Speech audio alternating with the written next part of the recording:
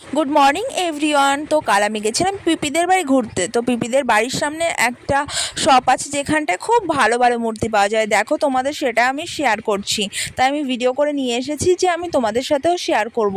এত সুন্দর সুন্দর মূর্তিগুলো, এত সুন্দর সুন্দর, আমি কি বলবো, চোখ ধাঁধিয়ে যাচ্ছিল একটা ধুয়ে একটা। এত সুন্দর সুন্দর ঠাকুরের মূর্তি, আমি বাবা সবাই দেখে তো অবাক যে এত সুন্দর সুন্দর কী করে হতে পারে, কী করে। চলো সেটাই তোমাদের সাথে শেয়ার করছি। তো এখন দেখা যাচ্ছে হরিণ টাট্টু ঘোড়া। এখন কে আমি জানি না, তবে দেখো শুধু তোমরা দেখো কি সুন্দরভাবে বানিয়েছে জিনিসটা। এটা তো দেখো এগুলো কি মীরা আমি জানি না, তবে তোমাদের সাথে আমি শেয়ার করছি। জাস্ট দেখো জিনিসগুলো, হাতের কাজগুলো এত সুন্দর, এত সুন্দর নিখুঁতভাবে বানানো, এত সুন্দর, কিন্তু পুরো চোখ ধাঁধিয়ে যাচ্ছিল।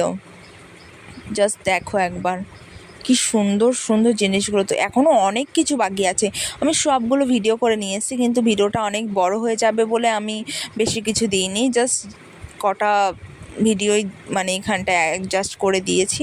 তবুও জাস্ট দেখো এখনও অনেক কিছু বাকি আছে দেখার। দেখো লোকনাথ বাবা এখানটায়, আর মন্দিরগুলো দেখো, ঠাকুরের সিংহাসনগুলো কি সুন্দরভাবে বানিয়েছে। আমি জাস্ট মানে অবাক হয়ে গেছি দেখে, এত সুন্দর সুন্দর, এত সুন্দর সুন্দর মূর্তি। আমি জাস্ট পাগল হয়ে গেছিলাম যে এত সুন্দর সুন্দর কী করে পসিবল, কী করে বানায় যারা বানিয়েছে, তাদের হাতের কাজ। ও ভাই জাস্ট অসাম অসাম।